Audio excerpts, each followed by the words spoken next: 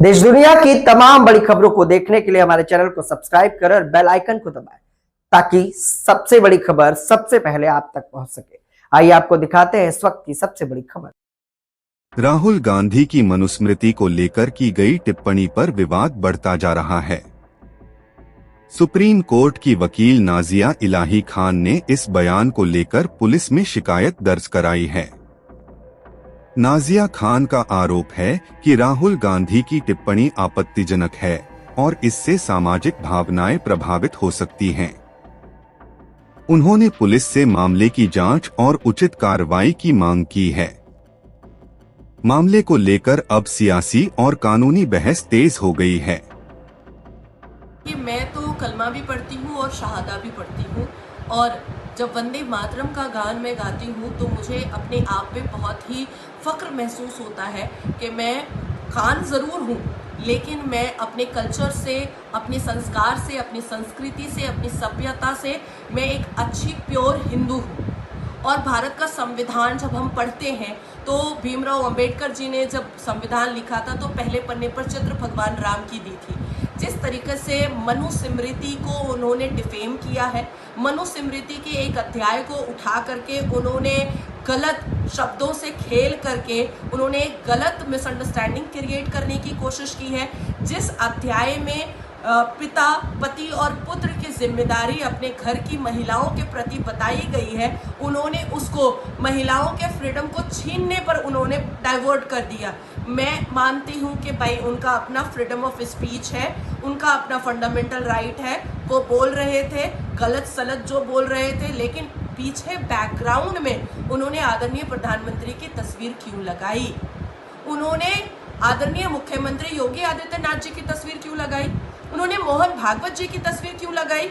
मैं पूछना चाहती हूँ कि जब से भारतीय जनता पार्टी की सरकार देश में आई है, क्या आदरणीय प्रधानमंत्री जी ने कभी कहा है कि सबको मनुस्मृति पढ़ना पड़ेगा या मनुस्मृति को फॉलो करना पड़ेगा? या उत्तर प्रदेश में जब से योगी आदित्यनाथ जी मुख्यमंत्री के चेयर पर बैठे हैं, क्या उन्होंने कहा है कि उत्तर प्रदेश के लोगों को मनुस्मृति पर चलना पड़ेगा, मनुस्मृति को फॉलो करना पड़ेगा? या मोहन भागवत जी की ऐसी कोई टिप्पणी या ऐसा कोई स्टेटमेंट आया है कि मनुस्मृति पर चलना पड़ेगा? तो फिर उनकी तस्वीर लगा करके ये डिफेम करने का मुझे मकसद समझ में नहीं आ रहा है। राहुल गांधी जी को अपनी बात रखनी थी, वो रख सकते थे, लेकिन अपने आप को सस्ती लोकप्रियता और ओछी टीआरपी के लिए उन्होंने आदरणीय प्रधानमंत्री की तस्वीर का इस्तेमाल किया, उन्होंने आदरणीय मुख्यमंत्री योगी आदित्यनाथ जी की तस्वीर का इस्तेमाल किया, उन्होंने मोहन भागवत जी की तस्वीर का इस्तेमाल किया। क्यों किया? ये क्यों किया? ये तो उनको जवाब देना पड़ेगा। जो राहुल गांधी वंदे मातरम नहीं बोल पाते हैं, जो राहुल गांधी भारत माता की जय नहीं बोल पाते हैं, जो राहुल गांधी अपनी मातृ शक्ति को इज्जत नहीं दे पाते हैं, जो राहुल गांधी अपनी बहन को एलओपी नहीं बना पा रहे हैं, जो राहुल गांधी वंदे मातरम के सभी स्टांजा पर आक्रोश दिखाते हैं, सोनिया एंटोनियो आक्रोश दिखाती हैं, वो बता रहे हैं कि पेट्रियार्की क्या होती है।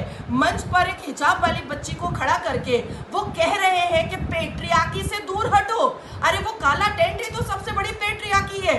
आपने उस बच्ची को नहीं बताया कि ये जो तुम काले टेंट में निपटी हुई हो, ये इस्लाम का एसेंशियल पार्ट नहीं है बेटा, ये तुमको जानबूझ करके तुम्हारे सक्सेस को, तुम्हारे अचीवमेंट को रोकने के लिए पहनाया गया है, ये पेट्रियार्की है। तो राहुल गांधी जी किसी भी तरीके से सनातन पर जो डिफेम करते हैं, सनातन पर जो अभद्र टिप्पणियां करते हैं, वंदे मातरम पर जो अभद्र टिप्पणियां करते हैं, भारत माता की जय पर जो अभद्र टिप्पणियां करते हैं, लेकिन वो हर एक मुद्दे पर भारतीय जनता पार्टी को क्यों उठा करके लेकर आते हैं?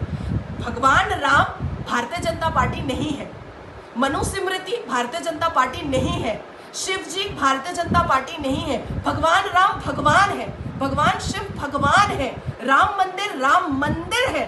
भारतीय जनता पार्टी एक पॉलिटिकल पार्टी है। तो ये ओछी जो लोकप्रियता है और टीआरपी है वो राहुल गांधी अपने बलबूते करें, आदरणीय प्रधानमंत्री की तस्वीर को दिखा करके ना करे, या आदरणीय योगी जी की तस्वीर को दिखा करके ना करे, या मोहन भागवत जी की तस्वीर को दिखा करके ना करे, तो मुझे लगता है कि कानूनी कार्रवाई बहुत ही अच्छे तरीके से मैंने की है और उनको अब जवाब देना ही पड़ेगा।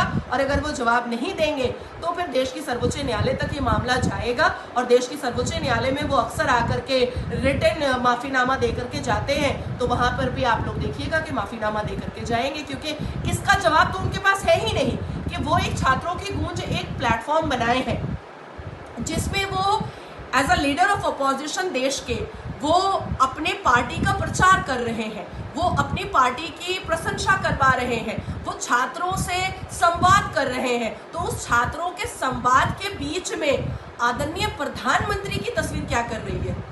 वहां पर तो इंदिरा गांधी जी की तस्वीर होनी चाहिए, वहां पर तो नेहरू की तस्वीर होनी चाहिए, वहां तो राजीव गांधी जी की तस्वीर होनी चाहिए, वहां तो संजय गांधी जी की तस्वीर होनी चाहिए, जिन्होंने नसबंदी करवाई थी संजय गांधी ने, राजीव गांधी जिन्होंने ट्रिपल तलाक और गुजारा भत्ता देने से इनकार कर दिया था शाहबानो सायरा बानो को, जिसने बांग्लादेश बनवा दिया था इंदिरा गांधी जी ने, जिन्होंने पाकिस्तान बनाया था नेहरू ने। तो ऐसे लोगों की तस्वीर लगानी चाहिए थी ना। हमारे आदरणीय प्रधानमंत्री की तस्वीर एलओपी क्यों लगा रहे हैं? तो ये एक बड़ा सवाल है।